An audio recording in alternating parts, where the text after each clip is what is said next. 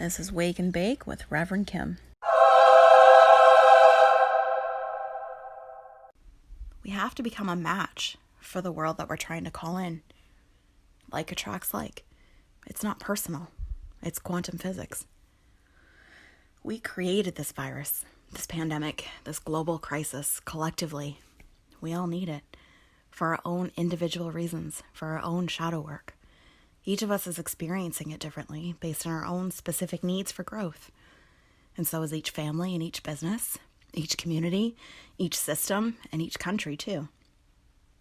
The evolution of our planet, of our species, is inevitable. It's just the way of life. And in order to be able to step into our next step, the one so many have been asking for generations, we need to become a match for it. We're not there yet. The evidence? It's in our reflection. What we're experiencing is always showing us who we are at the core level, regardless of what we might put on or put out. We see what we are. We see our truth. We experience it, we live it, and that's why you have to be the change. Become it first. It can't change. It can't until you do. So the truth is, we created this virus because we all have healing to do. Financial, social, political, physical, emotional, relational. We need this on a global scale.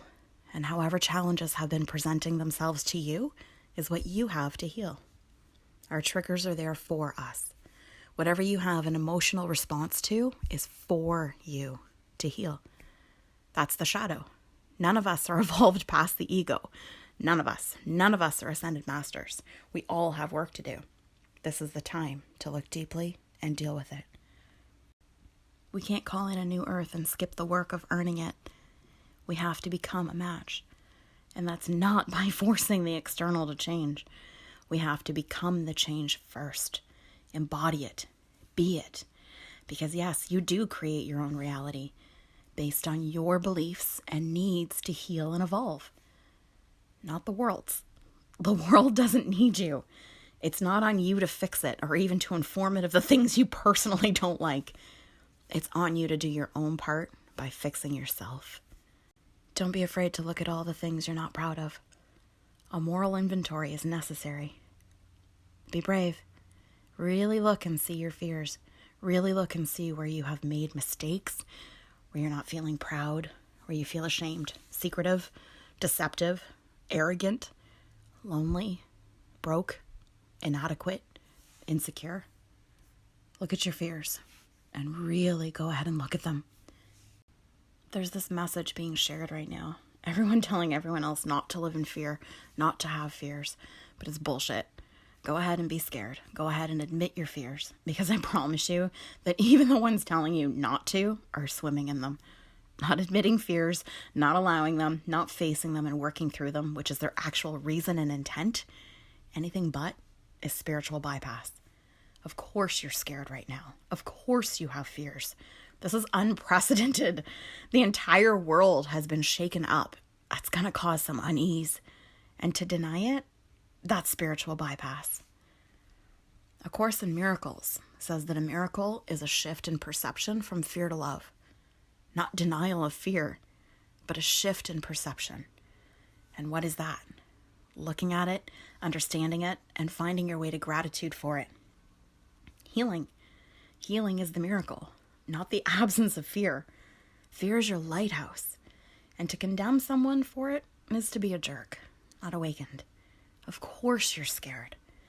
And you're afraid because of the appearance of the external, but mostly because of the truth of the internal. You're being forced to do things you never wanted to. You never wanted to face these fears, hence the comfy denial. If we were ready for this new world, we wouldn't be in this right now. This crisis, this pause, is here for us, for all of us. Use this time to do your own work. Be humble enough and brave enough. It's the only way we'll get there. Not by changing anyone or anything else, but yourself. The world naturally changes all on its own to meet us where we're at, to show us. It doesn't care. It has no agenda. It simply reflects. It's not personal. You're a dot in a galaxy, which is a dot in the cosmos. It's not personal, and it's not hard or too out there to believe either. It's quantum physics. What is your experience and your reflection showing you? What are you having emotional responses to? That's your map. What triggers you is for you. The pandemic is the guru. Even to those who say that they've barely noticed a change around them, some people say that they haven't experienced a whole lot of difference, haven't felt like they've been too affected. But I can guarantee that there are other things that have been showing up at this time for them under the same collective push to heal. Some big stuff that they've been avoiding. If you've been working straight through all of this uninterrupted and without much exterior surface change, then for you it might even be the opposite. You might find yourself wanting to slow down, wishing you were off work, or could experience a slower pace, wanting it when it's not really your comfortable, natural way. We're all still affected in other less obvious ways, but equally cathartic. It's in the air, because it's time for change. I've been embracing my own changes and rolling with them so much, I feel like I'm busting at the seams. Like I'm 8 months pregnant with my new self, and I can't wait to be born. But everyone who knows me knows that I have issues with patience. That's one of my things that I have to work on. We all need to have patience right now. Don't be too eager to get this over with. This is rehab. We've been behaving badly, and we all need this time out. Rest, sleep, stop spending, stop doing, start being. Face your shit and come out wiser. Stop grasping at control and give in to surrender. Are you able to detach and watch the old crumble? Everything unreal is shifting. Identities are being revealed and questioned. It's time to go within. There is no thing to lose and nothing to gain. Our focus has been in the wrong places. But now that we've been stripped of so many labels, identities, comforts, it's time to discover who we really are. So we can stop the tantrum, stop the kicking and screaming. No one wants to change. We want to point the finger and make everyone else change. Want to make the outside circumstances change so we can feel comfortable and settled again. But it doesn't work that way. We gotta have a look in the mirror. Don't deflect, reflect. You'll be shown what you need to see. You will be shown your own reflection, your own triggers. Don't ask what they're doing out there to make this all better or go away. Ask what you are doing. Drop the offenses, drop the defenses. You are the player, the game, and the stadium. An air of I'm right, you're wrong, or even I'm right, this is wrong, is control, victim identity, and not surrender. It's denial of responsibility. It's passing the buck. Let go and look. Trust yourself enough to. Conspiracy theorists are seeing the shadows of their own leadership right now, pointing fingers outward and slandering about deceitful ways, which usually comes from a projection of their own untrustworthiness. Check, if you're being honest, you'll see it. And, as well, just like when children realize parents don't have all the answers, when kids realize their parents are struggling, their feelings of safety crumbles. And this is what's happening right now to so many. For those who feel that we rely on leadership and then see that the leaders or leading specialists don't agree or don't know what to do either, that they're a mess and fighting and don't have their shit together, it shakes your core security. When you don't feel like you can trust your government and give it power, then you're going to be frazzled and insecure in so many subconscious ways. Face it. Face your fears. And realize that nothing and no one has any power over you or the world that you don't give it to. Even if it means hitting your rock bottom. The path toward consciousness is painful. Embrace the real truth. Embrace the pain. Two people can be in the same experience and react or respond differently. We know this. We've seen this. We've all lived it. One is triggered and the other hardly even notices. Whatever it is gets one person going and not the other. They barely even seem to care. It's just not for them. There's just no relevance for them in their reflection, their projected story. They don't have soft spots in the same places. We're not all built the same, with the same issues or beliefs. Even in the good things. Someone can find such beauty or excitement and pleasure in something that another barely even notices at all. We're all doing this in our own ways, experiencing exactly what we need to see ourselves so we can heal ourselves. Those struggling financially are just being shown how they've always struggled and now exaggerated. People with no financial worries come from a place of not having them. People with them, well, there's room to grow. Find out how, why, now. What's your money story? It's being told to you loud and clear. Now is the time to see it. Make adjustments. Transcend it. Caregivers who haven't yet moved to the place of egoless healing, in the way of deepest surrender, knowing and accepting that they have no control, are being shown to relinquish responsibility and serve in full surrender, trusting the divine plan. They're also being shown their very own adequate and skilled abilities to perform, to show up and serve. Healthcare workers get a chance to heal their own shadows now, to become the best of what they decided they wanted to do, to fulfill their own purposes. We have this wonderful opportunity to deal with insecurities. We're being forced to finally face things that have been troublesome and have to push through them, all for the purpose of becoming better versions of what we chose to do with this incarnation. Exhausted and frustrated parents are being shown their disconnect and where there's room for more unity and more present moment ease. Stillness for busy people has been painful.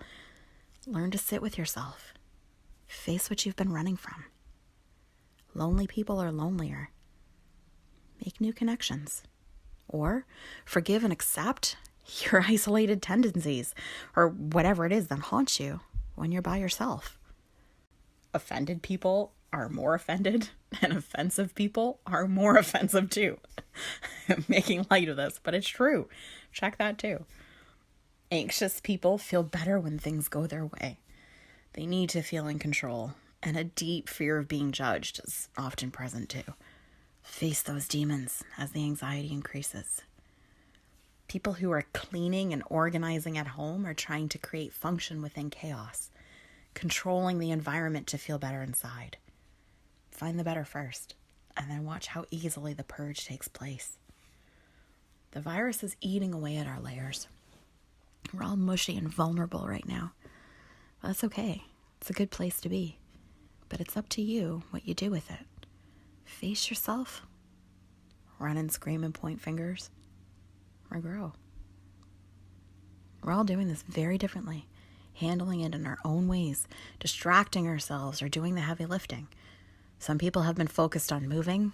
Some threw themselves into gardening or crafting, baking bread, buying toilet paper, sleeping, arguing, protesting, breaking up, hooking up, working hard or not at all. Some have been retraining or re-examining. Just remember that whatever you're trying to do out there or whatever is upsetting you out there is for your own inner work. It's for you. So see it, admit it, be real, heal it. It's the only way. There's no spiritual war going on right now except the one inside of you. It's not a war of good against evil or light against dark. It's unconscious versus unconscious, even if you think you're conscious, because none of this is how consciousness behaves. None of it. This is how egos behave. It's your own ego versus the world. Consciousness has no battle. Don't get bullied by other people's egos either.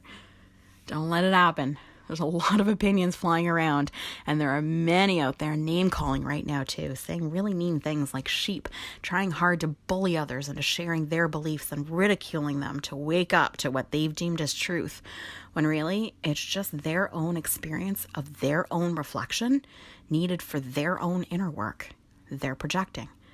And not very spiritually either. I am not sure Martin Luther King would have been so effective, revered, or remembered if he had stood and said, I have a dream and you all better wake up to the truth of it too and start doing your research, sheeple. There's lots of false prophets out there right now. Triggered egos, even if they try and sprinkle it with love and light, it doesn't work like that. Face it. Deal with your shadows, guys. Put down the bullhorn and look inside. Because you're not Jesus. You're here in this time and place because you chose it for your own evolution, not the planet's. You're not here to save your friends and family and society and the world. You're here for you. You're not Jesus. You're not Buddha. But you have to understand that even they were here for themselves and their own experiences. They just happened to throw a great display of you can too. Jesus and Buddha made changes by becoming them, by embodying the enlightenment and letting other people see for themselves, not by shoving it down their throats. It was for them. And then from there, they shared their own experiences, not opinions. That's what consciousness does. So you're experiencing exactly what you need for your own healing. Whatever triggers you is for you. And no, not to heal out there, to heal inside you. I know I keep saying it, and I know you don't want to hear it. Nobody does. Even I don't. That's okay. I'm not your friend right now. I don't care to appease egos. When I show up with the Reverend part of my name, when I show up as Reverend Kim, I kind of shine a light on shadows. I don't do niceties. I'm an energy translator, and I'll translate your energy. It's not personal. But it really is up to you to hear it or see it and work with it, or stay in denial and continue to suffer. Only you get to decide if you've had enough, if you've done enough pointing outward, if you've had enough of the confusion and the suffering and the poor me and the worrying, if you've had enough of the drama. Then it's time to sit down and get real and really look. Look at your shadows. What is the pandemic trying to show you for you? And what is it trying to get you to face and deal with and heal and change in you? The quicker you do, the quicker you can move into feelings of peace and leave the struggles behind. Really leave them behind once and for all. You can move forward into the new that's trying to call you forward, the new version of yourself and your life and the flow of your best self. We hear a lot about the concern for mental health lately. How's yours? And are you ready to make the changes you're being called to?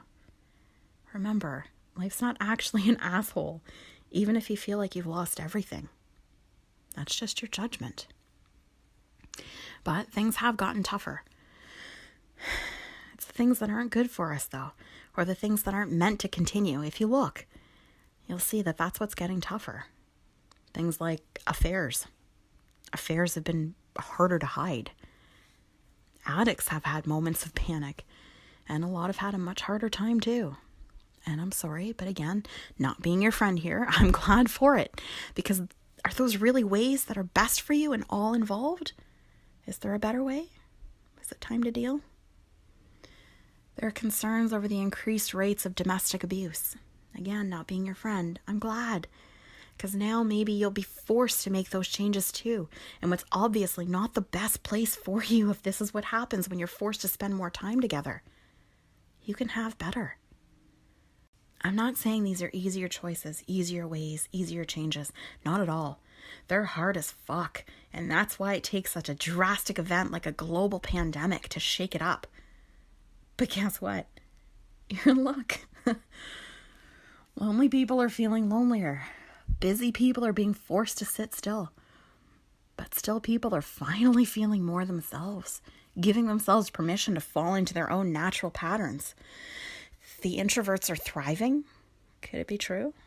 Maybe the meek will inherit the earth. These changes are happening. We can't deny this. The feminine is rising. It's rising up to meet the masculine. It's not a time to fight. It's not a war of fighting. It's a war that can only be won with compassion and love and nurturing. The divine feminine must step forward, and as she heals, so is Mother Earth. But like most women, the feminine has become used to doing for others. One of our great lessons is to learn to take care of ourselves. Turn the divine feminine within and nurture yourself. Heal yourself. Give yourself the space. We've been training for this. Heal thyself. See thyself. Know thyself. Sit thyself down and be still. Heal. Heal yourself and you heal the world. Don't forget who you are. Don't lose proper sight in the madness. Remember where your real power is. It's within. Transcend your shadows. And when you do, you heal the collective. When the collective shifts, so does the reflection in the world around us. Change the grid. Go quantum. This is why you're here, in this particular moment in time, in this particular moment in evolution. You chose this. You chose to be here now. Get curious and find out why.